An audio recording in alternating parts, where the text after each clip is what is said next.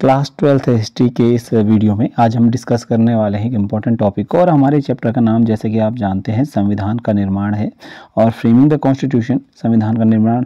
इस टॉपिक में आज हम क्या पढ़ने वाले हैं? आज इस टॉपिक में हम इम्पॉर्टेंट बोर्ड एग्जामिनेशन के लिए क्वेश्चन देखेंगे। 3 मार्क का क्वेश्चन है और 3 मार्क का ये शॉर्ट आंसर टाइप क्वेश्चन होने वाला है। चलिए इस क्वेश्चन को हम शुरू कर लेते हैं। बच्चों पहले आपको बता दूं कि बोर्ड में ना कई बार क्या होता है कि क्वेश्चन किस तरीके से आते हैं। बोर्ड में आपको क्वेश्चन मिलेंगे कई बार स्टेटमेंट बेस्ड, और जो स्टेटमेंट बेस्ड क्वेश्चन, जो कथन आधारित प्रश्न होते हैं, वो बुक के बीच से ही किसी लाइन से दिए गए होते हैं।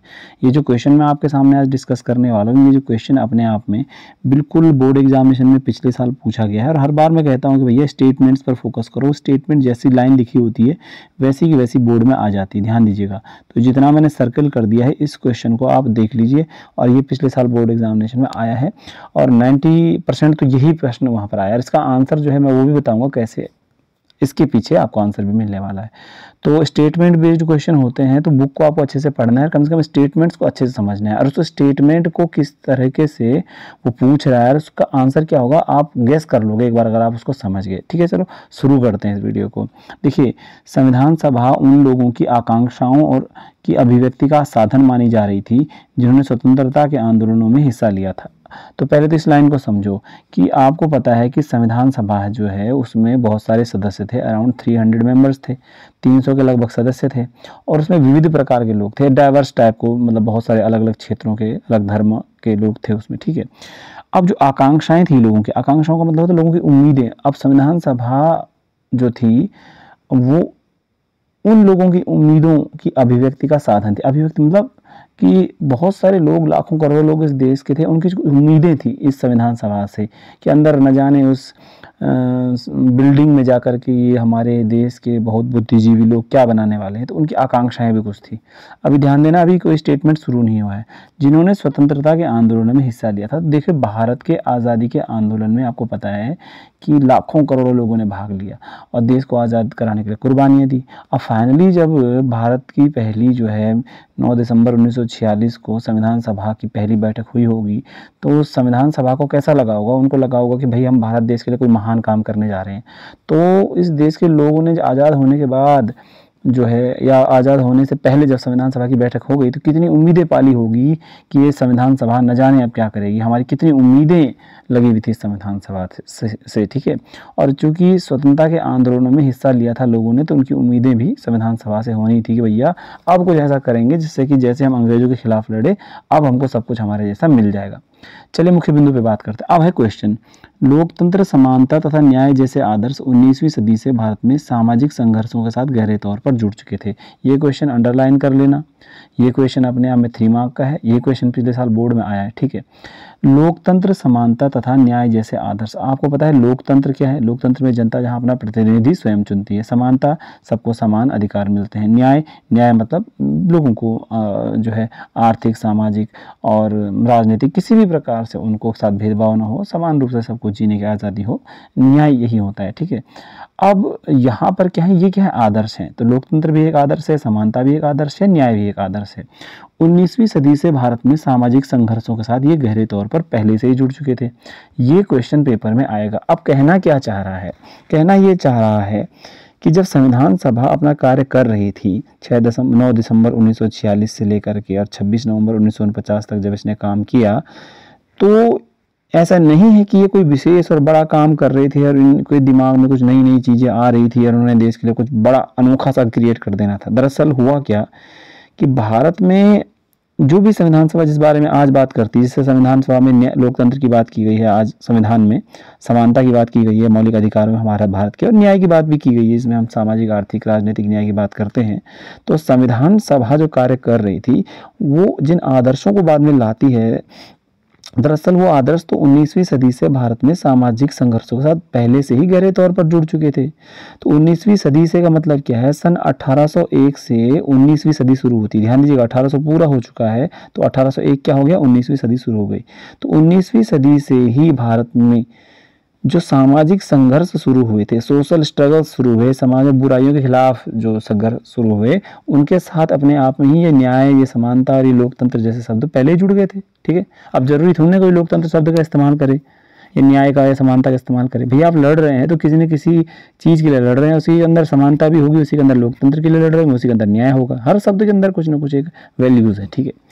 अब बात करते हैं क्या 19वीं सदी में समाज सुधारकों ने बाल विवाह का विरोध किया और विधवा विवाह का समर्थन किया, तो वे सामाजिक न्याय की ही अलग जगह रहे थे। ध्यान दीजिएगा, अब न्याय वाला टॉपिक यहाँ आ गया। जब संविधान नहीं भी था भारत के अंदर और ब्रिटिश शासन में हम थे, तो 19वीं सदी में जब हमारे समाज सुधारकों में मुख्य रूप से नाम ले सकते हैं अगर आप, ईश्वर चंद्र विद्यासागर हो गए, है ना, राजा राम मोहन राय हो गए, ठीक है। तो ईश्वर चंद्र विद्यासागर ने जैसे कि बाल विवाह का विरोध किया और विधवा विवाह का समर्थन किया, ईश्वर चंद्र विद्यासागर ने। तो जब बाल विवाह का विरोध करना, विधवा विवाह का समर्थन करना, तो ये अपने आप में क्या है, ये समानता की बात करना ही तो है, ये न्याय की बात करना ही तो है, ठीक है। ये भी एक तरह से सामाजिक न्याय की ही अलग जगह रहे, ये मतलब सोशल जस्टिस ही तो मांग रहे थे ये लोग, ठीक है ना। तो इस प्रकार से ये आदर्श भारत के समाज में 19वीं सदी से ही चले आ रहे थे और संविधान सभा ने तो उन पर मुहर लगा देनी थी एक तरह से। और आप राजा राम मोहन राय की बात करेंगे, राजा राम मोहन राय जिन्हें भारत के पुनर्जागरण का पिता बोला जाता है, उनके द्वारा जब सती प्रथा का अंत करने के लिए अंग्रेजों को कार्रवाई करने को कहा गया और 1829 में जब सती प्रथा का फाइनली अंत हुआ राजा राम मोहन राय के प्रयासों के फलस्वरूप ब्रिटिश सरकार के द्वारा, तो राजा राम मोहन राय किसकी बात कर रहे थे, समानता की तो बात कर रहे थे, लिंग भेद में समानता की बात तो कर रहे थे, न्याय की बात ही तो कर रहे थे, ठीक है। तो ये सारे आदर्श जो है समाज सुधारकों ने जो थे पहले से न्याय समानता के अपने साथ 19वीं सदी से ही जोड़ लिए थे। इसके अलावा बात करते हैं स्वामी विवेकानंद की। स्वामी विवेकानंद जो युग पुरुष थे, उन्होंने जब हिंदू धर्म में सुधार के लिए कोई कैंपेन या मुहिम चलाई, तो वह चाहते थे कि धर्म जो है और ज़्यादा न्याय संगत बने, यही प्रयास वो कर रहे थे। तो इस प्रकार से न्याय की बात तो स्वामी विवेकानंद की बातों में पहले ही आ गई थी। अब बच्चे इसको लिपिबद्ध करने का काम बाद में संविधान सभा करेगी, तो इसलिए जो है संविधान सभा को ही पहले से ही कई आदर्शों का प्रभावित होना ही होना था उसने। अगर हम ज्योतिबा फुले की बात करेंगे, महाराष्ट्र में ज्योतिबा फुले ने दलित जातियों की पीड़ा का सवाल उठाया, या कम्युनिस्टों और सोशलिस्टों ने मजदूरों और किसानों का एकजुट किया, तो वे आर्थिक और सामाजिक न्याय के लिए ही जूझ रहे थे।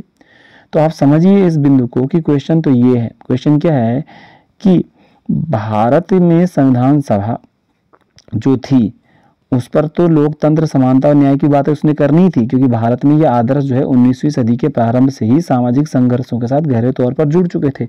लोग जब भी कोई आंदोलन करते थे उसमें न्याय, समानता, स्वतंत्रता, लोकतंत्र की ही मांग तो होती थी अपने आप में, ठीक है ना।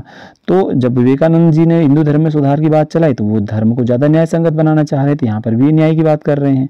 ज्योतिबा फुले जो दलित नेता हुए हैं महाराष्ट्र के महान, जिन्होंने महिलाओं की शिक्षा, दलितों की शिक्षा के उद्धार के लिए कार्य किया, तो उन्होंने क्या किया कि दमित जातियां हैं, जो दमित या जिनको ब्रोकन बोला जाता है, उनकी पीड़ा, उनका दर्द, उनके शोषण का सवाल जब उठाया उन्होंने, कम्युनिस्ट लोगों ने और सोशलिस्ट लोगों ने जब मजदूरों और किसानों की समस्याओं को उठाया, उनको एकजुट किया, तो वो क्या चाह रहे थे, वो क्या मांग रहे थे, वो भी तो आर्थिक न्याय मांग रहे थे, वो सामाजिक न्याय मांग रहे थे, वो भी समाज में समानता मांग रहे थे, ठीक है।